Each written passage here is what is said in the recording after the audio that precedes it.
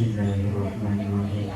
Taqarruba wa ta'abbuda ila Allah bitilawati suratil Fatihah limardaillahi ta'ala al-Fatihah syarifatu ila hadratin Nabi Mustafa Sayyidina Muhammadin sallallahu alaihi wasallam wa ala alihi wa azwajihi wa auladihi wa dhurriyyatihi wa ashabihi ajma'in.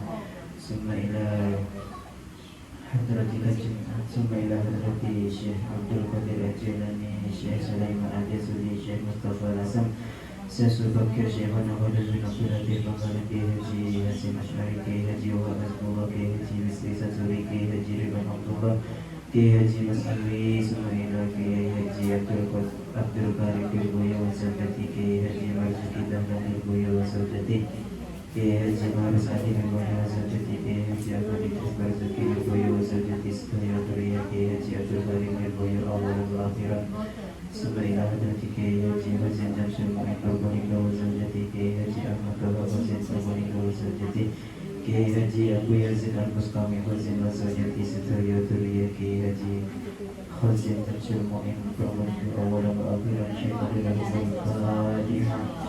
أعوذ بالله من الشيطان الرجيم. بسم الله الرحمن الرحيم. الحمد لله رب العالمين الرحمن الرحيم مالك يوم الدين إياك نعبد وإياك نستعين اهدنا الصراط المستقيم صراط الذين أنعمت عليهم غير المغضوب عليهم ولا الضالين. آمين. Ibunya yang jasa Suhaina almarhum Mbah Senawi, almarhum Mbah Sanima, almarhum Mbah Suto Sanima, almarhum Mbah Siti Halimah, almarhum Haji Muzaki, almarhum Haji Aisyah, almarhum Kiai Bishra Karim, almarhum Musni, almarhum Jahara, almarhum Suhab, almarhum Sa'ida, almarhum Hasan, almarhum Julia, almarhum Abdul Rahman, almarhum Abdul Haryani, almarhum Abdullah, almarhum Rajirul Gufran, almarhum Muhtar Sahibul Wilayah Tambak Madu Ika Kota Kampung sedaya ahli kubur jamaah muslimat anak ranting Tambak Reca Siji. Syaikhulillahumul Fatihah. A'udhu billahi minasyaitanir rajim. Bismillahirrahmanirrahim. Alhamdulillahi rabbil alamin arrahmanir rahim maliki yaumiddin iyyaka na'budu wa iyyaka nasta'in ihdinas siratal mustaqim siratal ladzina an'amta 'alaihim ghairil maghdubi 'alaihim waladdallin. Amin. Monggo sambil dikertakan.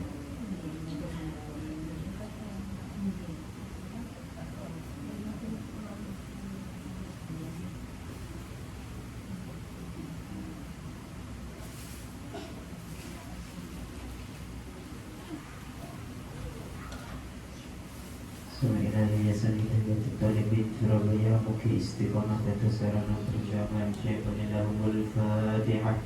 A'udhu billahi minasyaitanir rajim. Bismillahirrahmanirrahim. Alhamdulillahi rabbil alamin arrahmanir rahim maliki yaumiddin iyyaka na'budu wa iyyaka nasta'in ihdinas siratal mustaqim siratal ladzina an'amta 'alaihim ghairil maghdubi 'alaihim waladdallin.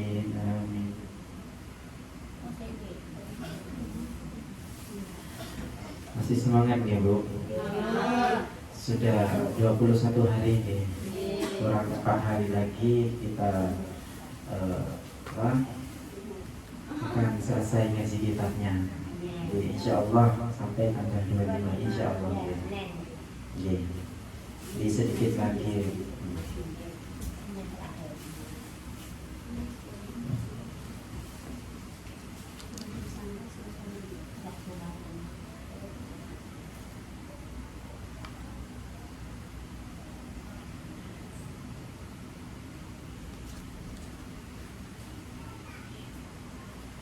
Langsung saja. Sekarang membahas tentang perkara yang membatalkan sholat sekaligus menjawab PR yang kemarin ya. Kemarin kan ada PR untuk saya, sekaligus untuk menjawab itu. Bismillahirrahmanirrahim. Faslun ihada tegese utawi iki iku faslun fasal siji. Waladi utawi perkara yaktulu kang batalaken apa alladzi as-shalata salat iku ahada asyara amat 11 atane syai'an suci-suci.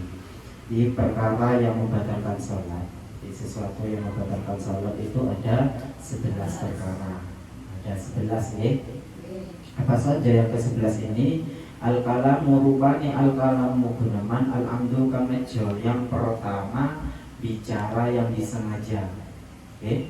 Bicara yang disengaja itu juga dapat membatalkan sholat. Oke.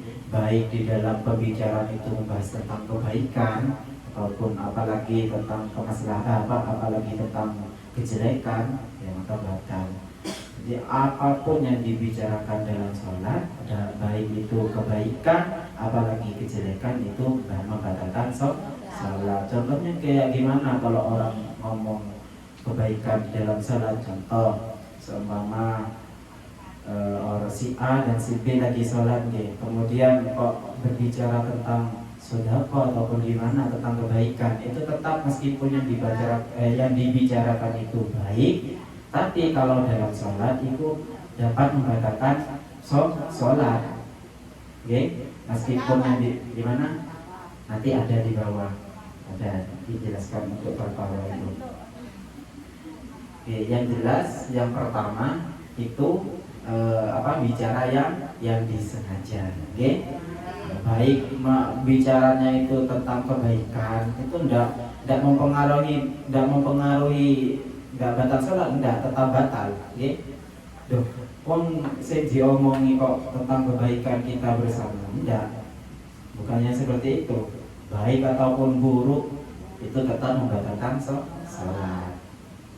Sedikit maupun banyak yang diomongi itu tetap membatalkan sholat. Oke, yang pertama. Dan yang kedua, wal amalu al kasiru, yaitu gerakan yang banyak. Gerakan yang banyak itu juga dapat membatalkan sholat. Seperti apa gerakan yang banyak? Yang melebihi 3 kali. Ya, gerakan yang terus menerus sampai kiranya melebihi 3 kali. Kalau hanya sekedar untuk menepis najis mungkin ada sesuatu yang jatuh ke mukena ataupun ke baju, kok langsung ditepis, itu tidak masalah. Kok gerakan itu tidak masalah. Kalau sekiranya setelah garuk sini kemudian ke sini lagi, itu sudah batal. Atau begini, itu sudah batal. Tidak batal itu cuma begini ya, itu gerakan yang sedikit. Jadi kalau di sini dijelaskan amalu al-qalilu fala tabtulu as-shalah bihi. Jadi kalau pekerjaan yang sedikit atau gerakan yang sedikit itu tidak membatalkan sholat.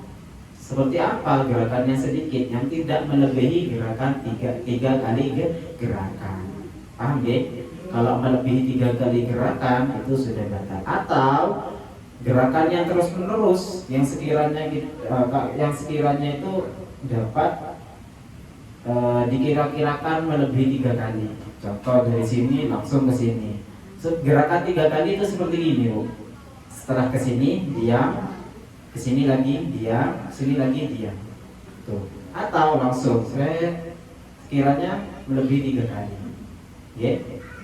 Itu juga dapat membatalkan sholat. Ya, sholat goyang-goyang itu juga termasuk gerakan. Sebenarnya goyang-goyang kalau hanya berdiri kan biasanya orang kan nggak selalu tegak diam kan, itu nggak masalah. Kalau sampai begini itu nggak batal sholatnya. Batal sholatnya itu batal. Kenapa kok sampai batal? Takut disengaja. Takut disengaja. Di gerakan yang melebihi 3 kali itu dapat membatalkan sholat. Itu yang kedua. Dan tidak apa-apa kalau kiranya itu tidak melebihi 3 kali, tidak masalah. Gerakan 3 kali itu seperti apa ya? Itu sudah gerak ke belakang, diam, itu sudah 1 kali, kemudian kembali lagi, itu sudah 2. Itu tidak boleh lagi nanti kita kembali lagi, sudah belakang. Jadi kalau kiranya cuma sudah itu dihitung 1. Kalau diam contoh kok mukena kita kebuka selama, terus kan gini tangannya, 1 diam, 2 diam 3. Kalau begini dengan hati yang langsung, gitu, ada berarti itu dihitung 1. Gitu. Tapi jangan terus menerus sehingganya kita itu sekiranya dihitung 3 kali. Yang maksudnya jangan terus seret, enggak. Maksudnya gerakan yang panjang gitu loh. Kalau hanya sekilas untuk menutup gitu enggak masalah. Itu untuk gerakan. Kemudian yang ketiga, wal hadasu. Hadas di sini juga dapat membatalkan sholat. Kok kita sholat kemudian kok kita keluar hadas kecil maupun besar itu sudah batal seketika itu. Jangan nunggu selesai sholat itu sudah batal, okay? Atau meskipun bukan kencing ataupun goib ataupun keluar suara atau kentut, mohon maaf, itu juga dapat membatalkan sholat karena itu termasuk hadas. Tidak masalah, yang penting tidak keluar, tidak masalah, lebih baik malahan.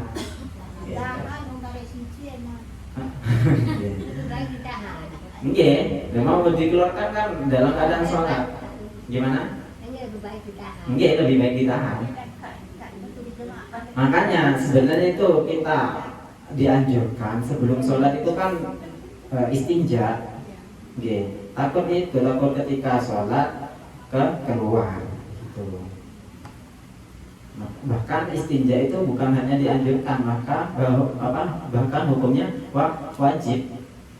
Itu takut dalam keadaan sholat itu keluar. Kalau masih awal, masih belum sholat, tidak masalah. Biasanya kalau sudah hampir selesai itu kan kayak rugi gitu. Kayak rugi, ya tetap itu batal itu.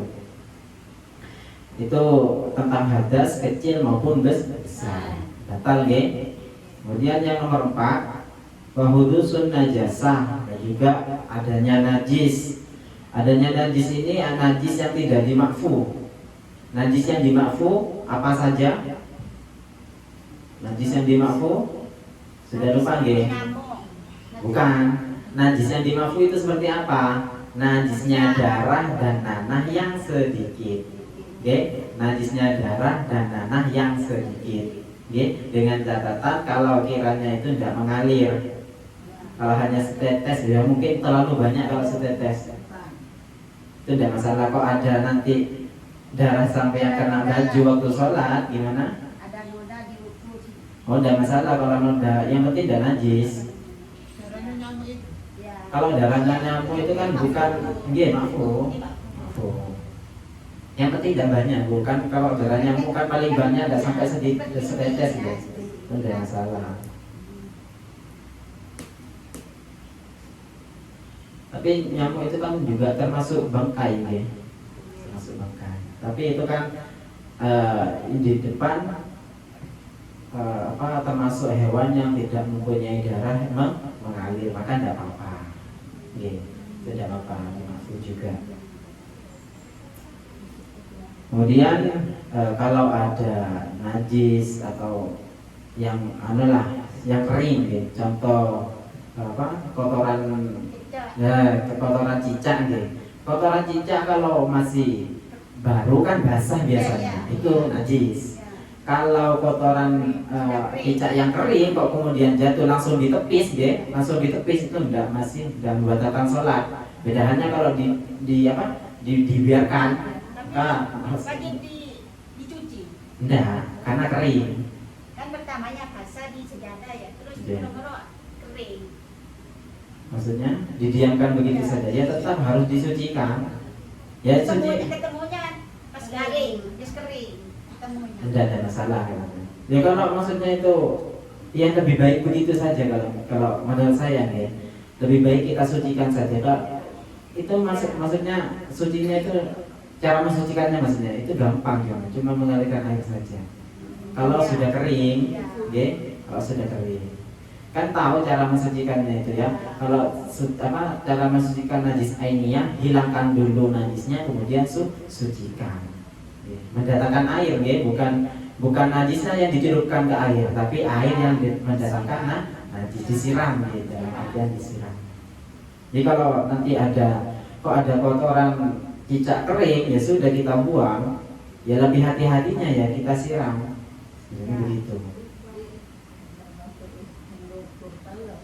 Ya kalau nanti jatuhnya basah, ya kan otomatis itu sudah najis, itu maka batal sholatnya, batal. Kalau hanya kering, seret jatuh langsung ditepis, itu masih masih tidak batal sholatnya. Kebanyakan basah dulu nanti sampai kering. Ya kan masalah itu tidak ketemu, Bu. Kalau ketemu beda lagi. Makanya kalau ada kotorannya mau di sajadah, ya usahakan kita sucikan. Kalau sucinya tidak harus disiram seluruhnya, ya. Cuma dicelupkan disiram sedikit cukup sudah. Kalau dilewati tikus Pak.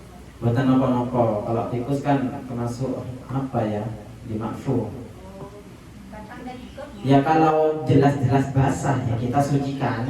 Kalau hanya tikus kan Tikus kering enggak apa-apa. enggak, itu kan tidak masalah. Kucing itu tidak masalah.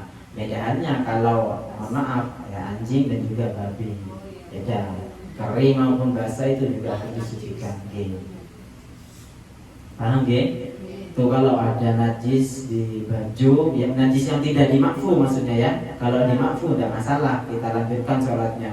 Kalau tidak dimakfu dengan catatan najisnya itu banyak ataupun sedikit tapi basah seperti kotoran cicak gitu, maka itu batal. Kalau sedikit tapi basah maka itu batal. Paham nggih? Kemudian di sini juga wangkisyaful aurat. Wangkisyaful aurat itu terbukanya aurat. Kemarin ada PR. Kalau seandainya kita itu sholat kok enggak kerasa ini terbuka, kemudian kok ketika akhir sholat ketemu, itu kalau langsung ditutup, kalau langsung ditutup maka tidak batal. Kalau langsung ditutup maka tidak batal. Langsung ditutup tidak batal. Kalau langsung ditutup, contoh assalamualaikum langsung ditutup, tidak batal. Tapi kalau dibiarkan sampai selesai sholat ya sudah batal. Harus mengulangi sholatnya. Batang rambut ini kita punya Ya kita langsung tepis, langsung tepis.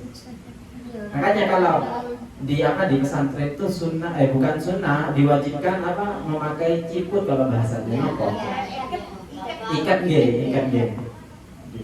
diwajibkan pakai seperti itu. Takut apa? Takut ada rambut yang keluar. Makanya itu kan juga permasalahan sebenarnya. Kalau nggak pakai ikat kan sering itu juga susah. Bagaimana kita mau sedangkan kita gerak lebih 3 kali itu batal. Makanya lebih hati-hatinya kita pakai ikat yang maksudnya kita itu yang perempuan perempuan. Jadi yang nomor berapa ini sudah? Nggih, karena itu aurat. Mohon maaf sebenarnya ini hukum-hukum syariat. Satu rambut perempuan itu aurat, kemudian satu rambut perempuan itu sama dengan api neraka sebenarnya.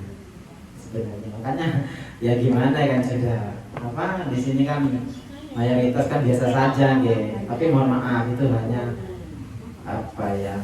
dijadikan pelajaran yang sudah itu bahaya sebenarnya. Dasar sampai dalam sholat saja. Di selainnya sholat satu rambutnya keluar itu sudah api neraka sebenarnya. Ya mau gimana, mau menegur ya siapa saya kan begitu. Kalau di rumah pakai kerudung sebenarnya tidak apa-apa kan menutup aurat. Kalau di rumah tidak, maksudnya dalam artian sendiri itu tidak wajib, tapi melihatnya itu makruh. Itu hukum asal. Melihat aurat itu makruh. Kemudian menutup aurat jika tidak ada orang dalam artian sendirian itu tidak masalah. Atau dengan yang mahram, maksudnya dengan siapa, bapaknya mungkin kemudian anaknya itu tidak masalah. Tapi kalau suami bukan tetap. Tapi kan suami itu kan sudah halal, jadi tidak apa-apa gitu. Kalau yang selainnya mahram, maka ya itu yang wajib kita tutupi. Seperti EP, seperti di sana.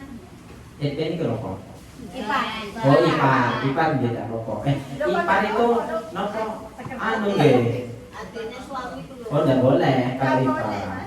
Ipar ya apa senenge le bapak apa? Mertua gitu. Mertua itu enggak apa-apa. Mertua. Enggak apa-apa kalau mertua. Misalnya sepupu itu. Apa? Misalnya sepupu. Oh bisanan itu sepupunya enggak boleh itu. Yang boleh ya mertua itu enggak apa-apa. Kemudian bapak, kemudian anak, kemudian lek jare anu mantun mboten napa-napa. Lek jare Madura niku lek napa lek kene. Tante ya. Tante sama om itu enggak apa-apa, boleh itu enggak apa-apa. Masih boleh. Itu kalau hukum asal. Tapi kan sekarang kayaknya sudah bukan zamannya gitu. Maksudnya itu biasa saja sudah gitu. Tapi bukan dijadikan kebiasaan yang buruk, tetap salah ya salah, begitu.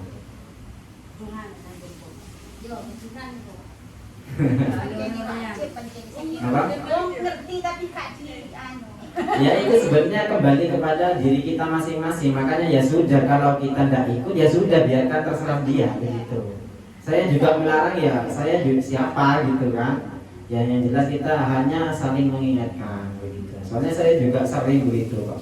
Maksudnya itu ada keluarga yang tidak pakai kerudung, mau negur siapa saya kan begitu. Ya sudah, yang penting kita kan tahu hukumnya begitu. Tapi ingat, kalau salah ya sudah, jangan kita maklumi, ya salah ya salah. Maksudnya itu jangan kita maklumi ya biar saja, bukan begitu. Maksudnya gimana ya? Pokoknya ya sudah, jangan, kalau mau ditegur ya monggo, ya penting jangan menyalahkan begitu lah. Lagi ditegur ya. Gimana? Anak sama saudara gak kerucunan lagi ditegur. Anak sama saudara itu maksudnya? Ya anak Anaknya lagi ditegur. nggak paham. Kalau anak gak pakai kerudung. Oh gitu. Orang tua itu harus ya, harus mendidik, harus mendidik orang tua itu. Makanya semua itu kembali pada orang tuanya, bukan makanya saya tidak negur ya sudah, biar orang tuanya saja. Masalah orang tuanya tidak negur ya berarti tanggungan dia, kan begitu. Kalau kita ya sudah, biarkan saja. Tapi bukan untuk bukan ya pokoknya salah ya salah gitu ya. Bukan, tapi jangan mau gimana susah gitu loh. Soalnya sudah bukan zamannya sekarang. Ya sendiri-sendiri wis enaknya ya gitu, sendiri-sendiri. Kalau masalah perbuatan dosa sendiri-sendiri. Kalau masalah saling membantu ya kita jangan hidup sendiri-sendiri, karena kita masih butuh pada orang lain. Itu kalau masalah melakukan dosa. Kalau hanya ingin tujuannya mengingatkan, boleh-boleh saja. Malahan itu sebagai umat muslim kita harus saling mengingatkan. Begitu, kalau bertentangan dengan syariat, dengan jadi yang sudah di zamannya itu sudah terbiasa, itu repot bu. Mau negur ya, mau siapa, mau soalin kan biasanya gitu. Enggak kan, repot. Makanya ya sudah, sendiri-sendiri begitu. Bahkan saya sendiri juga nggak terima sebenarnya kalau seandainya ada yang begitu. Makanya ya sudah lah, kembali kepada kita sendiri-sendiri. Dong, kok dosa ditanggung dewe kok. Nggak tahu nang masjid, terus nang masjid ada semua kayak maling nang masjid. Sekali itu juga bahaya bu. Ada orang yang tak pernah ke masjid, ataupun satu kali. Oh ini mak, lek jare Madura ini tengapan niku nopo? Ya kok kok nang masjid niku. Mimpi malaikat itu juga hati-hati. Takutnya gara-gara ucapan seperti itu ndak ke masjid lagi. Sampeyan seumur hidup itu dosanya yang nanggung. Nggih. Alhamdulillah seharusnya. Ya kembali pada diri kita, itu juga juga perlu dipelajari. Kembali pada pelajaran menutup aurat itu kalau aurat kita terbuka dengan cara disengaja, dengan cara tidak disengaja maupun disengaja, maka itu batal. Kok seandainya kena angin langsung ditutup, maka masih boleh sholatnya, maksudnya itu tidak batal. Kalau langsung dengan catatan langsung ya, dalam ketika itu kebuka langsung ditutup. Beda halnya kalau dibiarkan kemudian ditutup, beda. Maka sholatnya batal. Itu untuk yang inkishaful aurat. Nah juga kalau ada orang yang sholat kemudian di depannya maksudnya, okay? Ada orang sholat kemudian auratnya itu terbuka, ya sudah jangan apa? Enggak, jangan ikut-ikut sampean. Bukan masalah sampean itu. Jangan ikut-ikut. Nanti kalau selesai sholat kok masih terbuka, maka kewajiban kita untuk memberitahu. Kalau tidak diberitahu, kita yang tanggungan. Makanya kenapa kok kita, ya ini hanya logis ya. Yang tadi imam gimana? Gimana? Terbuka dan tadi imam gimana? Ya kita ingatkan setelah itu.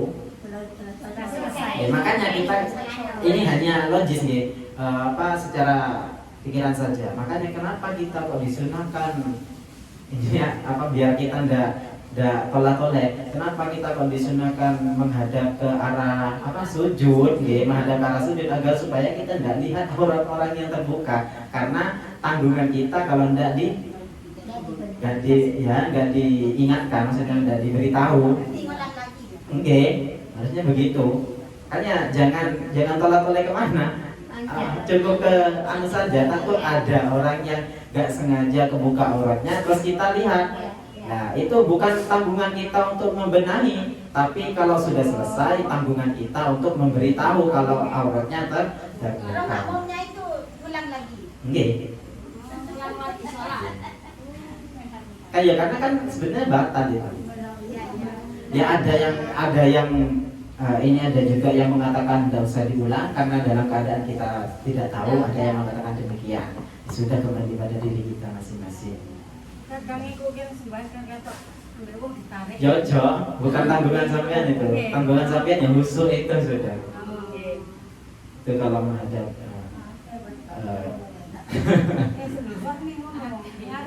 kasihan, lebih kasihan sampean nanti sholatnya batal.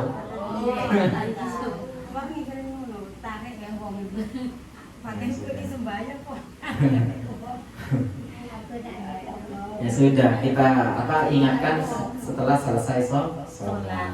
Makanya jangan tolak-tolak kemana-mana itu juga agar kita menghindari yang sedemikian. Begitu ya.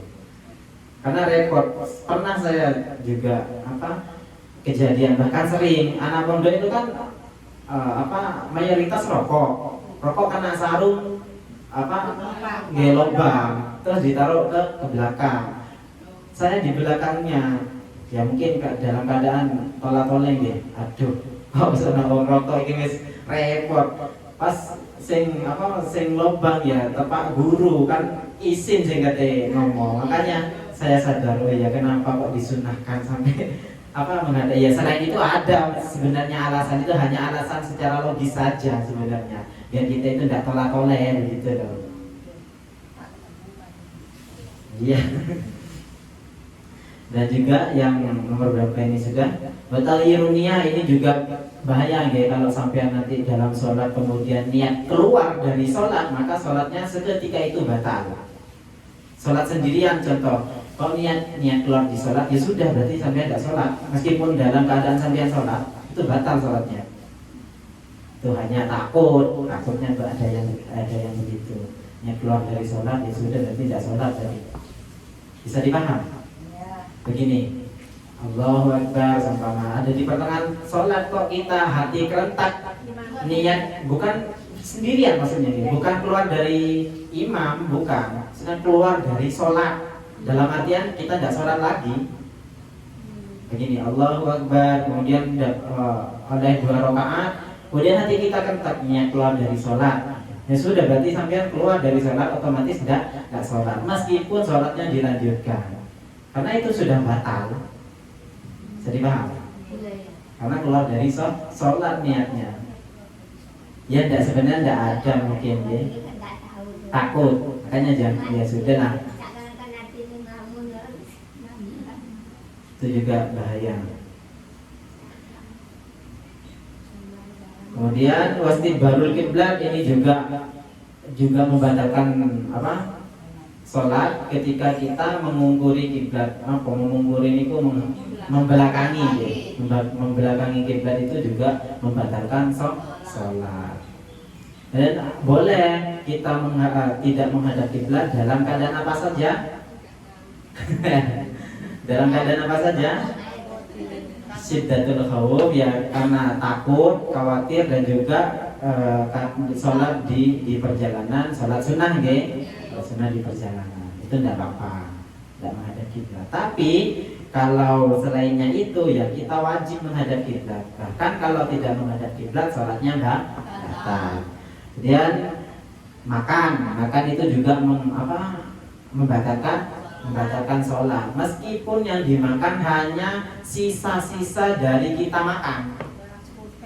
Iya mas, bahkan tidak sampai 1 butir pun kalau kita masih digigit-gigit itu sudah termasuk dari definisi makan. Ya maka batal sholatnya. Bagaimana caranya? Ya sudah ditaruh di mana sekiranya kita tidak menggigit. Ya. Iya didiamkan maksudnya. Saya tanya, makan itu seperti apa? Ya kan tidak sengaja maksudnya. Gimana? Iya sama. Karena itu makan itu.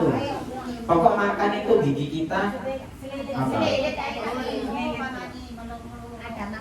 Ada makanan di dalam sisa-sisa makanan, gitu. Kemudian dikunyah itu tidak boleh. Ya pokok ditaruh di daerah mana yang sekiranya aman dari kunyahan kita. Oke? Biasanya ada saja lidah ini tidak mau diam biasanya. Itu juga dapat membatalkan sholat. Dan juga minum. Kalau hanya mohon maaf gelunok niku nopo? Ngelak itu tidak masalah. Kalau hanya kan memang ada di dalam nggih. Mau ditahan ya sampai sampai 4 rakaat itu. Sampai nggak bisa moco.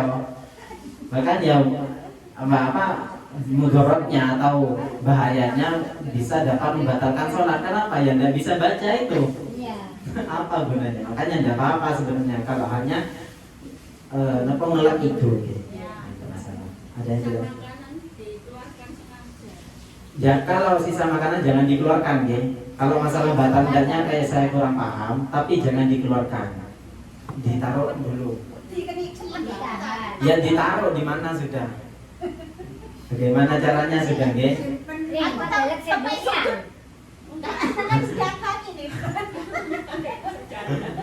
Ya kalau yang dulu ya sudah biasa saja. Mau diulangi tidak mungkin. Jadi untuk makan dan minum meskipun sedikit itu dapat membatalkan sholat. Kalau hanya ngelak itu tidak masalah. Dan kalau sisa-sisa makanan, mohon maaf jangan dikeluarkan ataupun dikunyah, ditaruh di mana lah terserah sampean. Sampean saya sholat kok. Sampean saya ngerti, itu kan tidak masalah, tidak sengaja. Kalau dalam artian tidak sengaja, Kok wis entek ndi? Berarti kesalahan itu masalah, nggih. Melo itu. Itu tidak masalah. Karena memang tidak sengaja, nggih. Karena memang tidak sengaja. Dan juga di sini wal qahqahatu itu guyulatan-latan itu apa? Makan, nggih. Makan. Atau tertawa terbahak-bahak, itu juga dapat membatalkan sholat. Kalau hanya, mohon maaf, kalau hanya mungkin ada tersenyum, yang kalau sepengetahuan saya yang penting gigi tidak kelihatan itu tidak masalah. Yang penting tidak terbahak-bahak. Yang penting tidak terbahak-bahak. Masalah sampai nanti menahan tawa kok masih keluar suara itu tidak masalah sebenarnya. Yang penting tidak terbahak-bahak.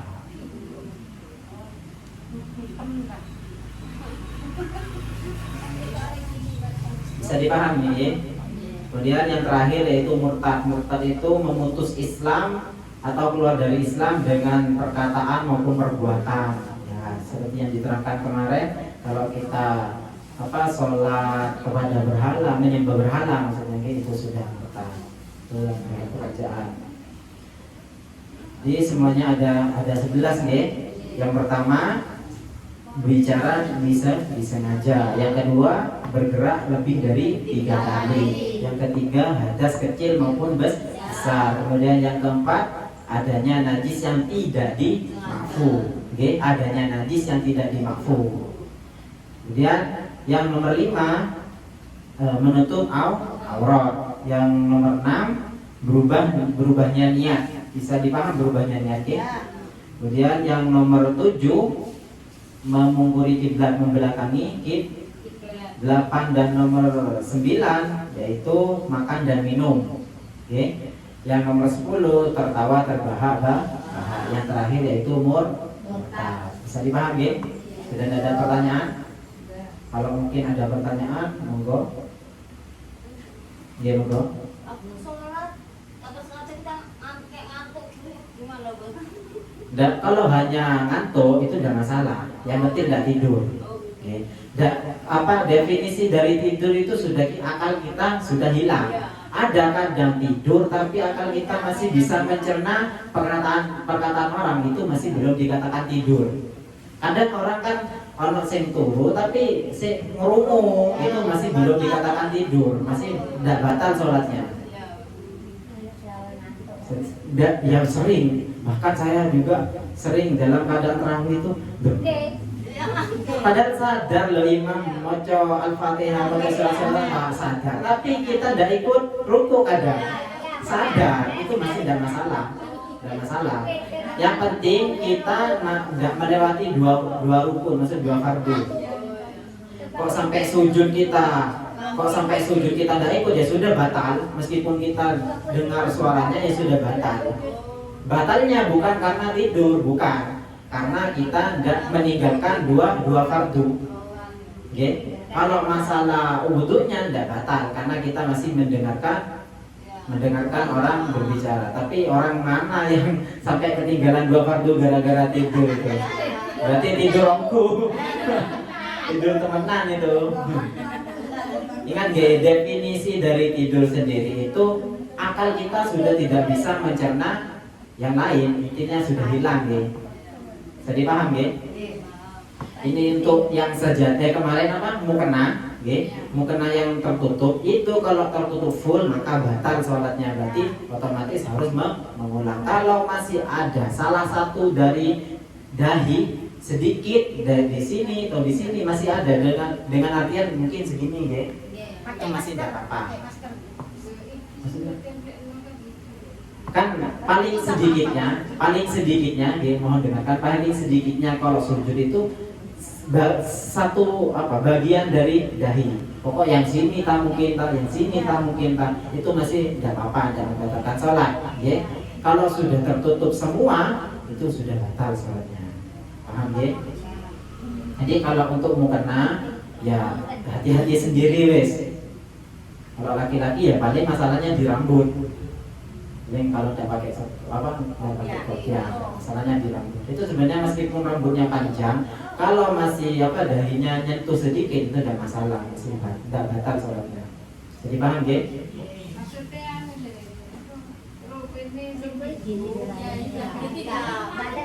Kan kalau full nutup itu batal. Kalau masih nutupnya itu masih ada dahi yang menempel pada tempat sujud, itu masih tidak batal. Begitu loh maksudnya.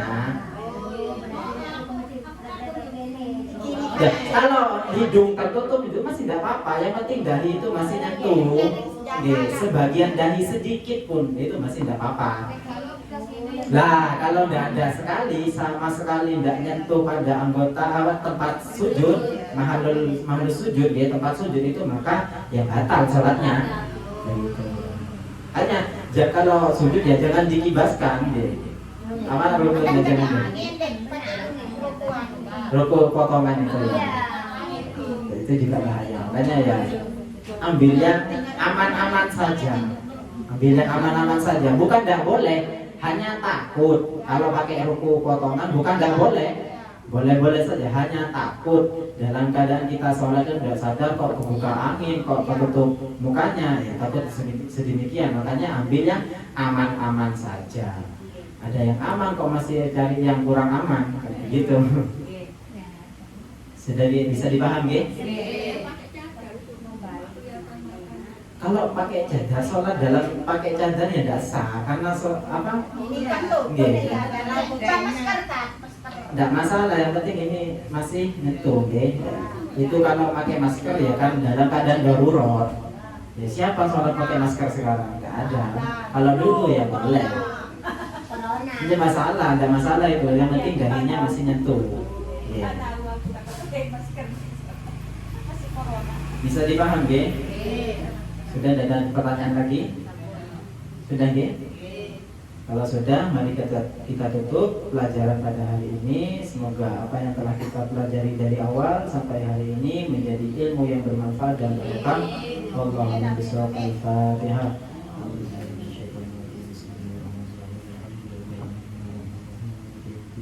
Iya, karena tidak ada Islam dengan surat al-Mustaqim, surat al-Ladina,